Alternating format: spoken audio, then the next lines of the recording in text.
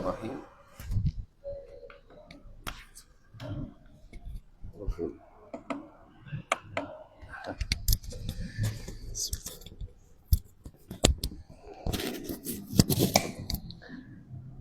Bismillahirrahmanirrahim. Assalamualaikum warahmatullahi wabarakatuh.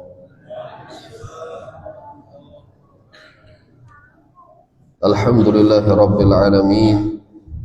وبه نستعين على أمور الدنيا والدين أشهد أن لا إله إلا الله وحده لا شريك له وأشهد أن محمدا عبده ورسوله صلوات الله وسلامه عليه وعلى آله وأصحابه ومن تبعهم بإحسان إلى يوم القيامة أما بعد.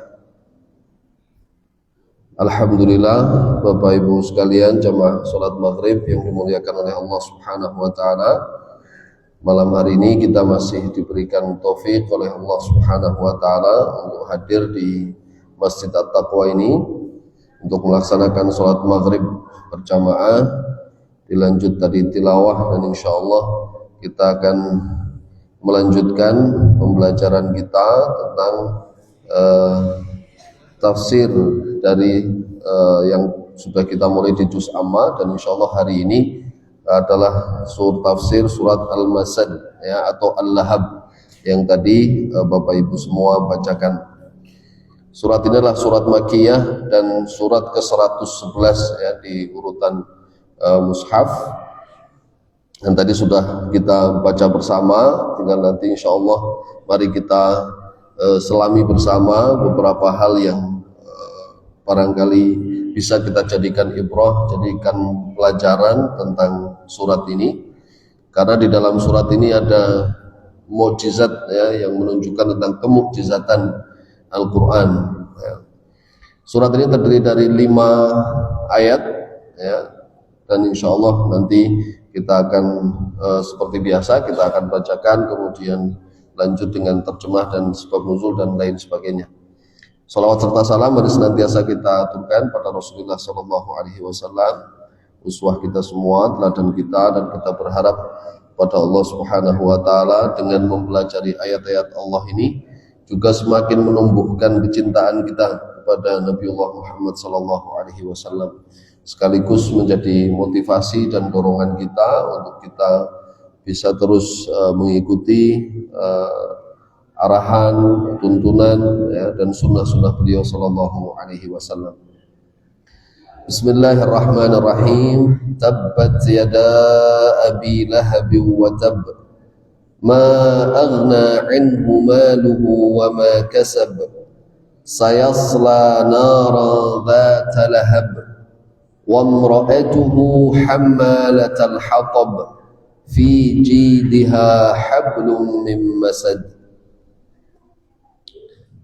Di antara sebab nuzul yang disebutkan atau sebab kenapa surat ini diturunkan oleh Allah Subhanahu wa taala, sebagaimana yang diriwayatkan oleh Imam Bukhari dari sahabat Ibnu Abbas radhiyallahu anhu ya, sahabat Nabi yang disebutkan atau digelari dengan hibrul ummah ya, tintanya umat manusia ya, adalah Ibnu Abbas radhiyallahu anhu, bahwa Nabi Sallallahu Alaihi Wasallam keluar ke daerah Batha ya, sebuah padang pasir yang luas dan berbatu. Kemudian beliau naik ke atas bukit ya, ke atas bukit dan berseru ya. Seruan ini dengan menyebutkan atau dengan Nabi Sallallahu Alaihi Wasallam mengucapkan ya sobaha ya, pemanggilan untuk satu kaum tapi di waktu pagi gitu ya.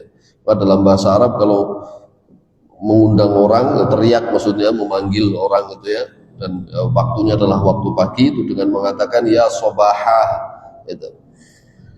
Maka orang-orang Quraisy pun berkumpul ya, orang-orang Quraisy saat itu berkumpul mengerumuni Nabi Sallallahu Alaihi Wasallam. Lalu beliau mengatakan, bagaimana menurut kalian jika aku sampaikan pada kalian bahwa musuh akan datang di pagi atau sore hari?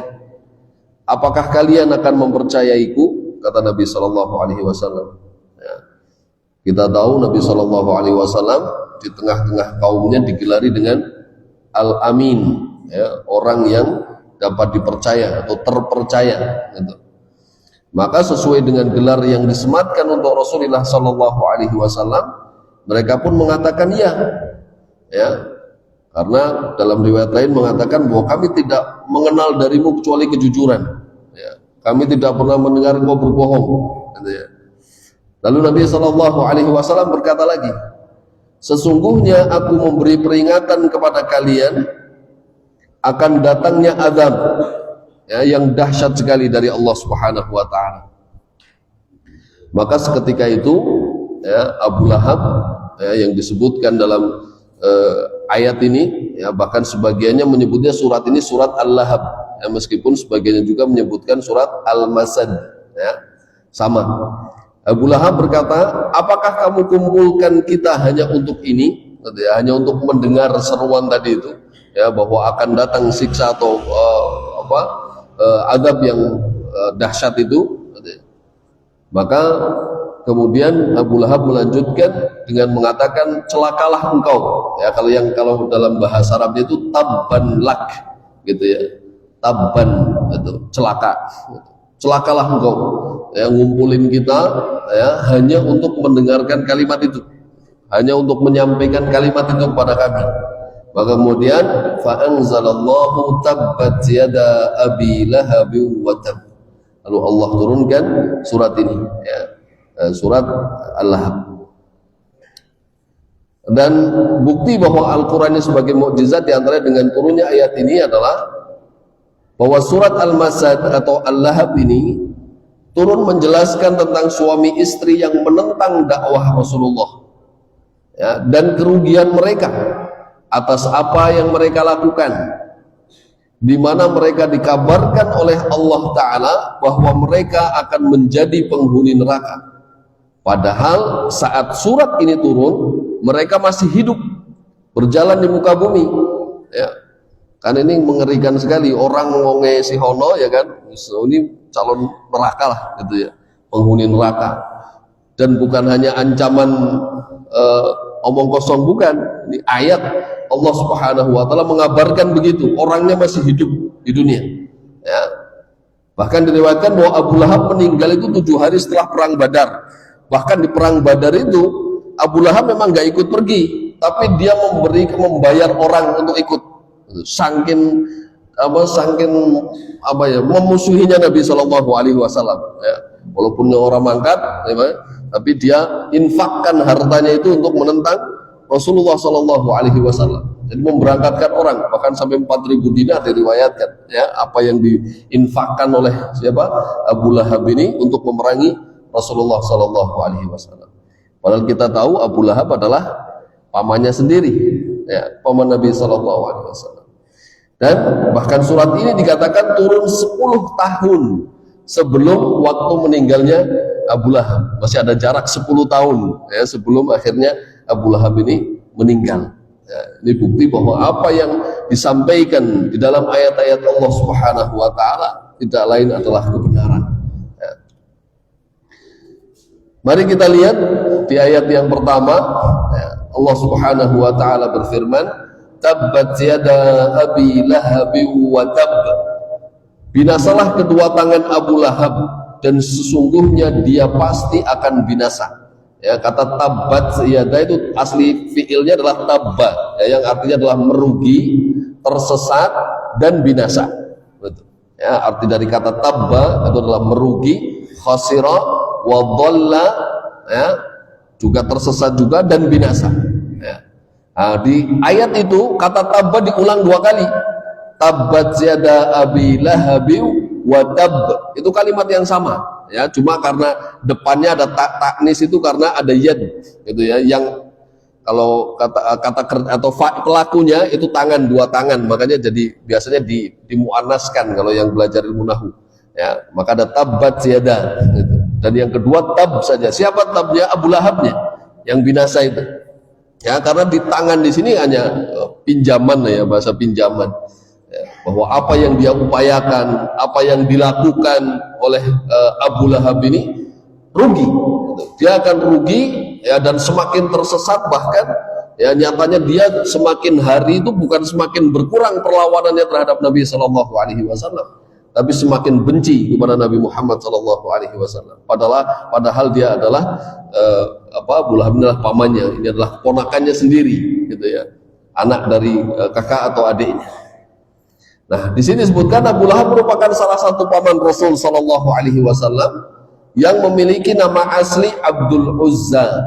Ya, kalau di Uzza itu kan salah satu berhala, ya, yang disembah oleh mereka, ya, sehingga nama Abu Lahab ini adalah Abdul Uzza bin Abdul Muttalib. Sedangkan Nabi Shallallahu Alaihi Wasallam adalah Muhammad ibnu Abdullah bin Abdul Muttalib, kan gitu. Ya, jadi ponakannya Nabi Muhammad itu ponakannya, itu. Ya. Bin Hashim yang menentang dakwah Rasulullah dengan menyakiti dan menghalang-halangi dakwah beliau. Ya, kunyahnya adalah Abu Utbah. Yang ini nanti menariknya, Utbahnya sendiri itu nanti masuk Islam, gitu kan? Nanti ada beberapa anak dari Abu Lahab ini yang masuk Islam. Itu. Salah satunya adalah Utbah. Dan biasa kalau di Arab itu, ya, terkenal dengan kunyah. Kalau kita punya anak laki-laki pertama, itu buat bahasa panggilan, gitu. Abu Utbah, gitu. Karena anak pertamanya adalah Utbah. Nanti ada Mu'atib, ada Durra dan lain-lain. Dan panggilan Abu Lahab disematkan karena wajahnya yang sangat cerah, ya, gagah, ganteng, putih, bersih, cerah, gitu ya. Makanya dikatakan kalau wajah cerah itu bukan dalil bahwa dia ahlul khair, nggak mesti juga. Insya Allah ahlul khair wajahnya cerah-cerah, gitu ya. Tapi tidak mesti yang wajahnya cerah itu adalah ahlul khair, gitu ya. Karena ini justru di Laqab itu saking cerahnya, tapi ternyata dia hidup dalam kekufuran, gitu ya. Dan ini keluarga Nabi Shallallahu Alaihi Wasallam yang masih dari keturunan tadi, ya, masih dari pamannya, ya. Tapi ternyata juga tetap berada dalam kekufuran. Nah, mari kita lihat sedikit tentang sirah, ya. Bahwa di sini ada paman-paman Rasulullah Shallallahu Alaihi Wasallam, ya, ada paman-paman Rasulullah. Dari paman-paman Rasulullah ini ada yang beriman, ada yang tidak beriman tapi baik, gitu ya. Ada yang tidak beriman dan memusuhi. Menarik ini kalau menjadi potret kehidupan orang, gitu ya. Dalam kehidupan kita ada keluarga kita yang mengikuti kebaikan, ya. Ada yang tidak mengikuti kebaikan tapi secara umum muamalahnya baik-baik saja, oke-oke saja, gitu, nggak ada masalah. Gitu. Tapi ada orang yang sudah tidak mau beriman dan juga memusuhi. Nah, di antara paman-paman Nabi SAW yang beriman adalah Al-Abbas bin Abdul Muttalib, ya. Al-Abbas bin Abdul Muttalib dan Hamzah bin Abdul Muttalib. Yang kita tahu nanti Hamzah yang dibunuh oleh Wahsy itu, ya, yang sampai dibelah. Kemudian Nabi SAW ketika di akhir itu dia beriman, dia kasih maaf sama Nabi SAW, ya, saya maafkan kamu tapi saya tidak ingin melihat wajahmu, gitu ya. Tapi meskipun dimaafkan tapi ya silahkan jangan memperlihatkan diri, gitu ya, karena saking menyakitkannya bagi Nabi Shallallahu Alaihi Wasallam, ya, karena pamannya dibunuh di salah satu peperangan. Kemudian paman yang lain yang tidak beriman tapi membantu, ya, ada Abu Thalib. Kita tahu, ya, pamannya ini dengan segala kewenangannya di Quraisy, ya. Kemudian hartanya, ya, yang memberikan perlindungan kepada Nabi Shallallahu Alaihi Wasallam, ya, memberikan tempat terbaik, gitu ya, membantu Nabi SAW melindungi, gitu ya, dari orang-orang Quraisy, tapi tidak beriman, gitu ya, tidak mengikuti keimanan Rasul Shallallahu Alaihi Wasallam. Kemudian yang ketiga, ya, dari paman Nabi Shallallahu Alaihi Wasallam yang tidak beriman dan bahkan menentang dakwah adalah yang sedang kita bahas di surat ini, yaitu Abu Lahab, atau tadi nama aslinya adalah Abdul Uzza, ya, Abdul Uzza bin Abdul Muttalib.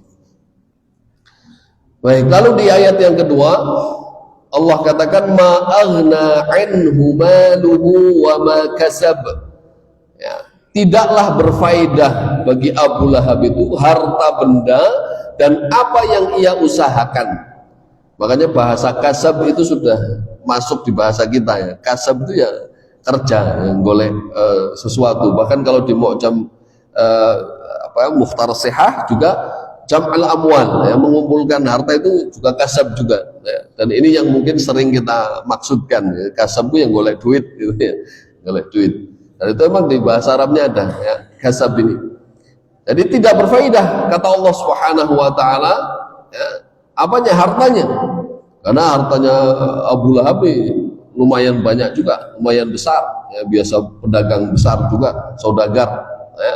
Itu ma'aghna anhu maluhu, tidak ada faidahnya harta yang banyak itu bagi Abu Lahab, ya, terhadap apa yang sudah dia lakukan. Kenapa disinggung ini? Karena seperti yang disebutkan oleh Ibnu Mas'ud, ya, bahwa Abu Lahab itu dulu kerjaannya nguntit Nabi SAW. Jadi kalau Rasulullah sedang berdakwah itu diikuti terus. Itu. Makanya di salah satu dia disebutkan, ya, ketika Rasulullah SAW menyeru kaumnya untuk beriman, ya, Abu Lahab mengatakan, jika yang dikatakan oleh keponakanku ini betul, ya, maka pada hari kiamat aku akan tebus diriku dari siksa Allah Ta'ala itu dengan harta dan anak-anakku. Maka lalu turunlah ayat ini yang mengatakan anak dan hartamu itu nggak akan berguna, gitu, ya, nggak akan bisa digunakan sebagai tebusan, ya, atas siksaan Allah Subhanahu wa Ta'ala, ya. Nah, di situ ada riwayat-riwayat yang menyebutkan bagaimana Abu Lahab terus menguntit Nabi SAW, ya. Artinya ketika ada rombongan, ya, yang datang ke Mekah kala itu, ya, selalu tuh pasti didatangi oleh Abu Lahab, ya, untuk tidak atau jangan sampai terpengaruh dengan dakwah Nabi SAW, yang ikuti terus, ya, menyampaikan biar tidak beriman. Nah, kemudian di sini juga ada tafsir yang menyebutkan tentang bahwa wa kasab itu adalah anak-anaknya, gitu, ya. Kenapa? Karena di hadis tadi disebutkan bahwa dia akan menebus siksa Allah itu dengan harta dan anak-anaknya, gitu. Kemudian Allah turunkan ayat ini, tapi dengan mengatakan ma'aghna anhu maluhu wa ma kasab. Nah, ini juga menunjukkan bahwa anak itu adalah investasi kita, karena itu dari bagian dari yang kita upayakan, gitu. Ya, punya anak kan salah satu yang kita upayakan, gitu, yang kita lakukan, yang kita kerjakan, kita usahakan, gitu, ya, sampai dengan memilih calon, ya kan, mencari bibit yang baik, gitu, ya, ya, kemudian berusaha, ya, untuk bisa memiliki keturunan, ya, dengan zawaj ini, dengan menikah ini, ya, maka inilah bagian dari yang kita upayakan. Bahkan kemudian kita tahu kita semua itu bekerja, ya, mungkin pada siang malam, ya, kepala buat kaki, kaki buat kepala itu, ya, salah satu yang selalu dicari adalah untuk anak-anak, gitu. Makanya kemudian Allah ingatkan, kan, al-malu wal banun zinatul hayatid dunya wal baqiyatus salihatu khairun inda rabbika thawaban wa khairun amanah, kan, gitu. Jadi harta dan anak itu memang yang selalu kita kejar-kejar, gitu, ya. Nikah, kalau udah nikah, kalau nggak punya anak kan kayaknya hambar, ya kan, gitu. Kenapa? Karena mereka yang akan melanjutkan, ya, kegantengannya Kang Firman, gitu, ya, harus ada penerusnya. Nggak ada penerusnya bingung, sayang nih, gitu, ya. Istri kita, ya, yang cantik itu perlu punya penerus, kan, gitu, ya. Dan kita akan senang, bangga, bahkan kita ngereunian pasti sing ditakoni anaknya wis pira, kan, gitu, ya. Anaknya udah berapa, gitu, saking, dan itu memang sudah mungkin naluri manusianya begitu, gitu, ya. Atau pekerjaan, seki kerja nangdi, kan, gitu, ya, ini kerjanya apa, kan, gitu. Nah, yang padahal kerja itu pasti ujungnya adalah mencari uang itu tadi. Nah, maka diingatkan oleh Allah Subhanahu wa Ta'ala bahwa anak dan harta itu, ya, itu harus berubah dulu, berubah menjadi al-baqiyatus sholihat, gitu. Harus menjadi amal solih biar dia kekal, tidak hanya sekedar zina, tidak hanya sekedar perhiasan. Maka harta dan anak itu harus diinvestasikan dalam kebaikan, baru nanti akan menjadi berbuah manis, yaitu akan ada thawaban, akan ada pahala. Makanya Allah katakan khairun indallahi thawaban, ya. Maka nanti balasannya di sisi Allah Subhanahu wa Ta'ala itu akan lebih baik itu. Bahkan bukan hanya balasan lebih baik, itu adalah khairun amala. Apa itu amala? Amala itu adalah angan-angan, cita-cita juga boleh gitu ya. Go angen-angen kalau bahasa kita gitu ya. Go angen-angen nanti gitu. Kalau saya sudah meninggal, saya punya harta yang sudah saya infakkan. Nek saya sudah meninggal, saya punya anak yang akan mendoakan gitu kan. Nah, ini berarti harus berubah. Harta itu dan anak itu harus berubah menjadi as-solihat, menjadi amal-amal baik yang baqiyat, yang akan tetap terus bermanfaat meskipun sudah tidak ada. Gitu. Nah, maka di sini diingatkan bahwa makasab dalam salah satu tafsirnya itu adalah anak tadi itu, karena harta dan anak itu adalah investasi kita. Gitu. Maka mengupayakan anak, kemudian harta yang kita cari juga untuk pendidikan anak, ya artinya berarti anak betul-betul kita siapkan, karena itu memang investasi kita. Nah, dan ternyata ya dari kisah Abu Lahab ini ya, dan dari beberapa kisah lain orang-orang kafir itu ya, kan muncul juga nih anak-anak yang kemudian berlawanan juga dengan kondisi orang tuanya. Gitu. Ada banyak. Di selain Abu Lahab ada Abu Jahal juga ya. Meskipun Abu Jahal bukan pamannya Nabi ya kan, tapi anaknya juga ada yang beriman ya kan.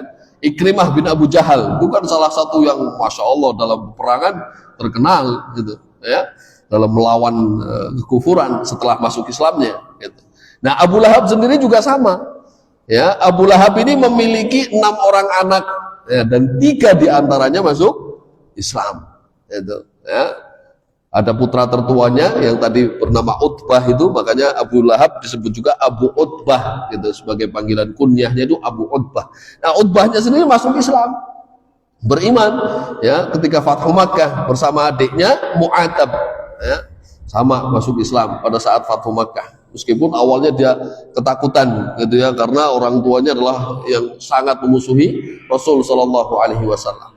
Dan inilah juga menjadi kemudian bagaimana Nabi Shallallahu Alaihi Wasallam, kita tahu waktu kisah di Taif itu yang dilempari ya, Nabi SAW dilempari batu sampai berluka-luka, berdarah sampai ada katakan ada yang patah gitu ya, gigi geram itu. Beliau kan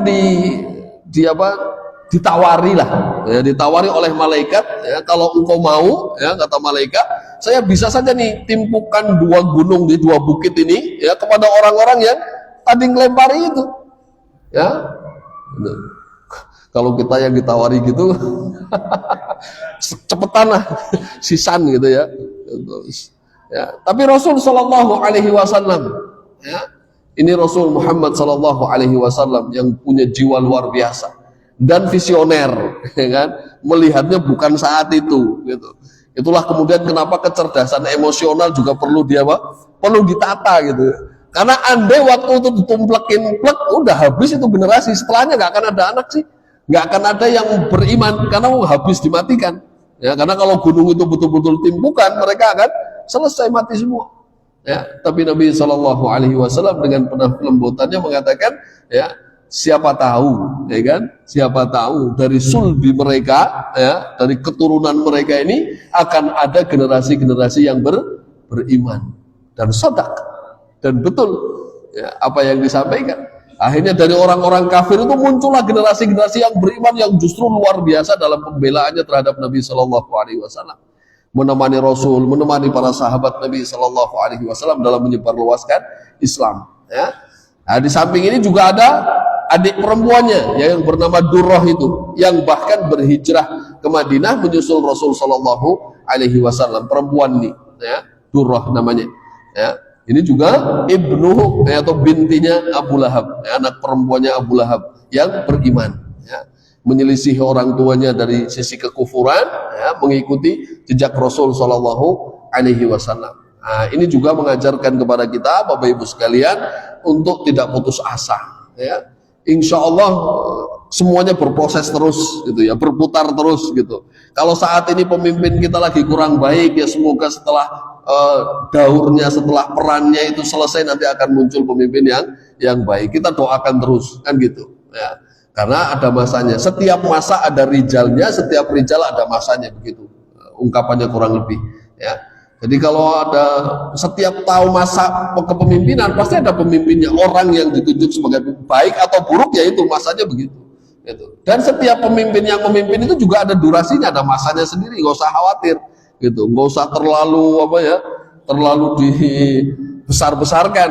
Ya, betul kita perhatian, kita kritis, gitu ya, bagus, gitu ya. Tapi tetap kita punya koridor-koridor, ya kan, sehingga apa yang kita sampaikan juga efektif, gitu ya. Ini, jadi anak-anak Abu Lahab ada yang beriman, ya, dan ini sesuai dengan tadi apa yang didoakan oleh Nabi Shallallahu Alaihi Wasallam ya terhadap orang-orang kafir saat itu, ya, yang harapannya akan muncul dari setelah mereka, generasi setelah mereka, orang-orang yang beriman, ya. Dan ini akhirnya bermanfaat, ya kan, anak-anaknya tadi itu. Ya. Ini andai dia tidak beriman nih, kan pasti tidak ada gunanya tadi. Ya, meskipun ini tetap tidak ada efeknya bagi Abu Lahab karena dia bersimpangan dari sisi keimanan dan kekufuran. Tapi paling tidak mereka mendapatkan hidayah dari Allah Subhanahu wa Ta'ala. Ya. Dan hukuman bagi Abu Lahab, ya, dan istrinya ini, ya, Allah sebutkan dalam ayat berikutnya, saya selanaron datalahab. Ya. Mereka itu, ya, akan masuk ke dalam api yang menyala-nyala, ya. Dan naron itu adalah salah satu, ya, dari nama dari neraka itu sendiri yang sering disebutkan sebagai neraka, karena neraka nanti ada nama-nama lain, ya, meskipun itu juga diperselisihkan apakah itu nama, apakah itu pintu, apakah itu derajat, gitu ya. Walaupun kalau saya merujuk pada kitab dari Profesor Dr. Ali Sobuni, ya, itu ini adalah nama-nama saja, ya. Ada nar, nanti ada ketujuh nama lain, nanti akan disebutkan slide setelah ini, ya. Tapi yang jelas memang Allah mengabarkan, ya, bahwa Abu Lahab dan istrinya itu nanti akan masuk ke dalam neraka, ya, atau dalam ayat ini lebih kepada suaminya, ya, Abu Lahabnya, saya selanaran, ya, suaminya akan masuk ke dalam neraka yang datalahab, ya, yang neraka itu adalah datalahabin, ya, menyala-nyala atau bergejolak apinya.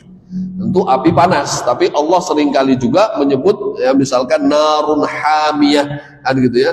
Hami itu artinya panas juga, gitu ya. Sudah disebut api tapi disebut juga panas, padahal kita tahu juga yang namanya api pasti panas, gitu kan, ya. Tapi memang Allah seringkali menekankan, ya, biar kita selalu mengingat dan khawatir, gitu ya. Kita biar berusaha untuk menghindarkan diri, ya, dari api neraka, seperti yang dipesankan oleh Allah dalam surat At-Tahrim itu, ya ayyuhalladzina amanu qu anfusakum wa ahlikum naron, kan gitu, ya. Karena neraka itu bukan tempat biasa-biasa saja, ya, tapi penjaganya aja, ya, seram, gitu ya. Alaiha malaikatun ghilabun syidad, gitu ya, malaikatnya bengis kalau bahasa kita, ya, kasar dan bengis, itu. Dan mereka tidak sendiri, karena kalau di surat Mudathir itu berapa? 19, ya. Dan 19 itu kata Ali Sobuni itu mengatakan 19 itu cuma pimpinannya, ya. Pada dasarnya junudnya luar biasa tidak terhitung, ya. Tapi yang memegang kendali itu 19 itu yang disebutkan di surat Mudathir itu. Ya, dan di sini ini yang disebutkan tadi nama-nama, ya, ada 7, ya, karena ini berdasarkan dari firman Allah sebenarnya di surat Al-Hijr ayat 44 itu Allah katakan laha sab'atu abwabin, ya, neraka itu memiliki 7 pintu. Di dalam tafsirnya itu 7 pintu itu disebutkan ada yang menyebutkan sebagai 7 tingkatan, ya, ada yang menyebutkan sebagai 7 nama saja, gitu, selain an-nar, karena neraka itu biasanya disebutkan dengan nar, tapi ada kata-kata lain yang dimaksudkan adalah neraka seperti jahannam, ya, ladha, kemudian al-hutamah, as-sa'ir, saqar, al-jahim, dan al-hawiyah, ya. Ini nama-nama yang 7 itu, ya, di samping api neraka yang sering kita dengar dengan an-nar, gitu ya. Karena Profesor Ali itu lebih merojihkan ini, menguatkan bahwa ini hanya nama-nama. Jadi kalau nama neraka kurang lebih ada 8, gitu ya. Nar itu sendiri, terus ketujuh ini, ya, ada jahannam, ada ladha, ya, ada hutamah, ada sa'ir, ada saqar, ada jahim, ada hawiyah, ya. Dan sebagiannya itu diurutkan bahwa jahanam itu yang paling tinggi, itu paling atas gitu ya, dan hawiyah itu yang paling bawah, yang fidarkil asfali minan nar gitu. Itu di paling bawah gitu ya, al hawiyah. Yang Nabi SAW pernah sedang duduk-duduk, ya kan, kemudian mendengar dentuman, ya kan, suara. Kemudian Nabi SAW bertanya pada para sahabat, tahukah kalian apakah suara itu? Ya, kata Nabi SAW, itu adalah batu yang jatuh, ya, yang sejak 70.000 tahun lalu itu baru nyampe gitu ke dasarnya api neraka itu, ya, dentuman itu, ya. Mungkin bisa kita bayangkan, ya, kalau 70.000 tahun ini perjalanannya beriman. Padahal kan barang jatuh itu pasti cepat. Kalau barang dijatuhin dari atas ke bawah, itu kan pasti cepat sekali, ya. Tapi ternyata itu butuh puluhan ribu tahun, ya, baru sampai ke dasarnya. Ya, maka naudzubillah, mari kita berlindung pada Allah dari neraka ini, ya. Dan kita dalam sholat kita juga sudah diingatkan, dan dalam kehidupan kita juga mari kita upayakan, ya, agar kita bisa terhindar dari api neraka. Tentunya dengan mengupayakan ketaatan, kebaikan-kebaikan yang bisa kita kerjakan, ya. Karena neraka ini disebutkan, ini sebagai gambaran saja, yang paling ringan siksanya. Nah, ini bicara neraka yang paling ringan siksanya itu seperti yang disebutkan dalam hadis Nabi SAW dari Abu Sa'id Al-Khudri, inna ahwana ahli nari adaban man lahu na'lan wa syirakan min nar yaghli minhuma dimaguh kama yaghli al-mirjalu ma yara anna ahadan ashadda minhu adaban wa innahu la ahwanuhum adaba.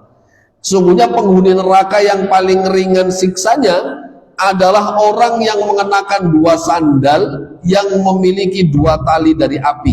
Jadi kayak sandal jepit, syirak na'al itu, ya, itu jepitnya itu, ya. Nah, jepitnya itu dari api neraka, ya, dan bawahnya tentu saja, dan menyebabkan otaknya mendidih seperti periuk yang bergejolak itu, ya. Jadi dia pakai sendalnya di kaki, yang didih di sini, ya, itu sampai begitu. Belum lagi kalau kita lihat hadis, ayat-ayat lain yang menyebutkan bagaimana api neraka itu membakar kulit sampai ke tulang, kemudian sampai naik ke hati itu, ya. Itu kan luar biasa sekali dahsyatnya, ngerinya gitu ya. Maka di sini dikatakan ia mengira, orang tadi itu mengira tidak ada orang lain yang lebih keras siksanya gitu. Padahal, ya, siksaannya itu adalah siksaan paling ringan gitu, ya. Naudzubillah, ya. Maka jangan sampai, ya, semoga Allah Subhanahu wa taala melindungi kita, ya, dari api neraka ini, ya. Dan yang berikutnya adalah wamra'atuhu hammalatal hatab. Ya, firman Allah taala wamra'atuhu hammalatal hatab. Dan begitu pula istrinya, ya, tadi saya selanaron, yang akan masuk ke dalam neraka itu bukan hanya Abu Lahabnya, tapi bareng-bareng, ya, karena dia ta'awanu 'alal itsmi wal udwan, karena keduanya saling bahu-membahu, saling membantu tapi dalam keburukan, ya. Sawamra'atuhu hammalatal hatab, ya, dan begitu pula istrinya akan masuk juga ke dalam neraka, pembawa kayu bakar gitu, ya. Sebagian memang lebih banyak menafsirkan bahwa pembawa kayu bakar itu bukan di sini tapi nanti di akhirat gitu. Jadi dia akan membawakan kayu bakar untuk biar siksa nerakanya itu semakin besar gitu. Jadi dia yang ikut membantu suaminya biar semakin tersiksa, karena dia di dunianya membantu suaminya untuk memusuhi Rasul sallallahu alaihi wasallam itu, ya. Dan nanti ada tafsiran lain, ya, hammalatal hatab, ya, adalah yang kanat tamshi bin namimah, ya. Dia dulunya itu sering keliling kayak Abu Lahab tadi, ya, ngikuti Nabi Shallallahu Alaihi Wasallam. Nanti kalau ngajak kebaikan nanti dibantah gitu, ya. Nah, termasuk istrinya juga sama. Bahkan pada suatu hari ketika ayat ini turun, ya, istrinya itu ngejogi Nabi SAW. Ngejogi apa? Apa yang ngejogi itu? Marani lah gitu, ya, marani Nabi, golet Nabi SAW, ya. Dan waktu itu Nabi SAW sedang di masjid, ya, sama Abu Bakar. Nah, ini salah satu mukjizat Nabi SAW. Nabi SAW sedang di masjid bersama Abu Bakar duduk. Tiba-tiba istrinya Abu Lahab datang, ya, ngarani. Dia bilang kepada Abu Bakar, dan qadarullah istrinya Abu Lahab ini tidak melihat Rasul SAW. Padahal Abu Bakar lagi duduk sama Nabi SAW. Dia bilang ke Abu Bakar menghina saya, betul kan? Karena tadi ya bahwa surat ini turun orangnya masih hidup, ya kan? Maka istrinya itu nyamperin Nabi SAW dan mengatakan temanmu itu sudah menghina saya. Tidak, gitu kan? Demi Allah, teman saya tidak menghina musuh Nabi Muhammad SAW, tidak menghinamu. Gitu. Ini adalah ayat yang Allah turunkan kepada beliau. Gitu.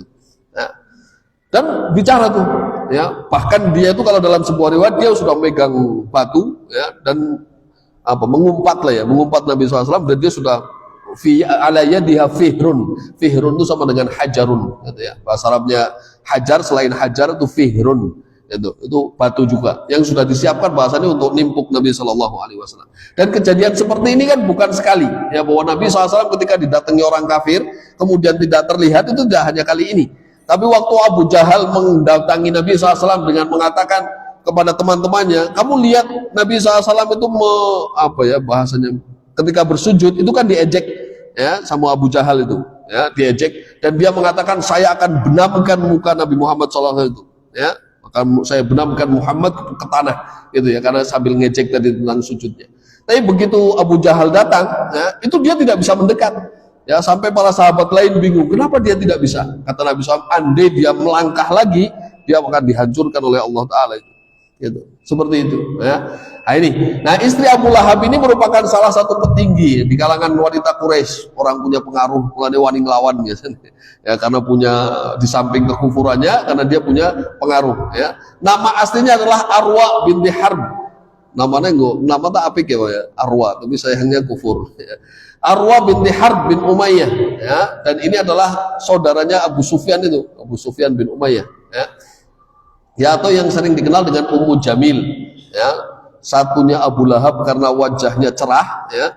Ini istrinya juga disebutnya Ummu Jamil, pastinya cantik, gitu. Nah, mulanya orang utuh patokan gitu ya, cantik dan gagah itu orang kena patokan bahwa dia baik-baik saja, gitu. Ya, dia ahlul khair, tidak, ya. Ini. Nah, dan merupakan saudara. Ia telah membantu suaminya dalam menghalangi dakwah Rasul Shallallahu Alaihi Wasallam. Sehingga pada hari kiamat dia akan membantu dalam menambah siksa bagi suaminya di neraka jahanam dengan membawakan kayu bakar, itu, ya, nambahi tambah apinya semakin besar. Dan Ibnu Jarir, ya, memaknai hammalatul hatab adalah dengan namimah, ya. Tadi namimah biasa ngomongin kejelekan, entah itu hoax juga mungkin, ya, menyebarkan kebohongan tentang Rasul Shallallahu Alaihi Wasallam. Sedikit lagi insyaallah, fi jidha hablum min masad, ya. Yang di lehernya, jid itu nanti leher, ya, di leher siapa? Ummu Jamil ini, ya, istrinya Abu Lahab ini ada hablum min masad, ya, ada habl, ada tali yang diakatkan di lehernya dari masad. Masad itu kalau kita tepes gitu ya, di salah satu artinya itu tepes kayak serat ya, tambang lah. Iya. Dakwah Rasul Shallallahu Alaihi Wasallam, maka kemudian Allah balas dengan kalimat ini, fi jidha hablum mim masad, ya, akan dikalungkan api di leher Ummu Jamil ini. Itu. Yang terakhir ada pelajaran yang saya baca dari tafsir Al-Azhar, ya, Buya Hamka, dua poin ini yang beliau sebutkan. Yang pertama adalah meskipun Abu Lahab adalah paman kandung Nabi, ya, paman sendiri, ya, berarti kan kemungkinan kakak atau adiknya orang tua kita, ya, kalau paman kita, ya, paman kandung Nabi, saudara kandung dari ayahnya Abdullah, ya. Namun oleh karena sikapnya yang menentang Islam itu, kata Buya Hamka, namanya tersebut terang sekali dalam wahyu sehingga samalah kedudukannya dengan Fir'aun, dengan Haman, dengan Qarun. Ya, sama-sama disebut namanya dalam kehinaan. Ya, maka ini kan sejarah yang ditulis oleh sendiri. Ya, karena kita ketika hidup berarti kita sedang mencatatkan sejarah kebaikan atau sejarah keburukan. Maka orang-orang baik insya Allah akan dikenang dengan kebaikan-kebaikannya, dan orang buruk pun akan begitu. Ya, dilihat keburukan-keburukannya untuk menjadi iktibar biar kita tidak terjatuh pada keburukan, dan orang baik dikenang kebaikannya, ya, biar kita juga menjadikan iktibar agar kita bisa meniru kebaikan-kebaikan tersebut. Yang kedua, surah Al-Lahab ini pun menjadi iktibar bagi kita, betapa hinanya dalam pandangan agama seseorang yang kerjaannya membawa kayu api, yaitu menghasut. Nah, ini yang tadi disebutkan dengan namimah itu, ya, yang yaitu menghasut dan memfitnah kesana kemari dan membusuk-busukkan orang lain. Ini bahasanya Buya Hamka Letterlock, saya kutip begini, ya, dan membusuk-busukkan orang lain. Dan dapat pula dipelajari di sini bahwa orang yang hidup dengan sakit hati, ya, hidupnya dipenuhi oleh sakit hati dengan rasa kebencian, kerap kalilah bernasib seperti Abu Lahab itu, yaitu mati kejang dengan tiba-tiba. Bahkan saya mohon maaf, saya waktu pertama baca ini tuh matan guyu dewek gitu, ya, terkait dengan model matinya maksudnya, yaitu mati kejang dengan tiba-tiba bila menerima suatu berita yang tidak diharap-harapkannya, melihat orang lain baik, mendapatkan kebaikan, mendapatkan nikmat. Kan orang senang kalau orang sakit hati itu, ya. Mungkin juga Abu Lahab itu ditimpa oleh penyakit darah tinggi atau sakit jantung, sampai begitu kalimat beliau, ya. Dan bisa jadi orang-orang yang punya sakit hati bisa cepat begini nih, gitu, tertimpanya seperti ini, ya. Makanya mari kita berhati-hati, ya, dari penyakit hati ini, ya, dan kita berharap pada Allah Subhanahu wa taala tentu perlindungan, ya, agar kita dihindarkan oleh Allah dari api neraka dan bisa dimasukkan ke dalam surga Allah Subhanahu wa taala, karena Allah sudah mengingatkan faman zuhziha 'anil nar wa udkhilal jannah faqad faz. Ya, orang-orang yang beruntung adalah orang-orang yang disingkirkan, dijauhkan dari api neraka dan dimasukkan ke dalam surga Allah Subhanahu wa taala. Semoga berfaedah, kurang lebihnya mohon maaf. Wassalamualaikum warahmatullahi wabarakatuh.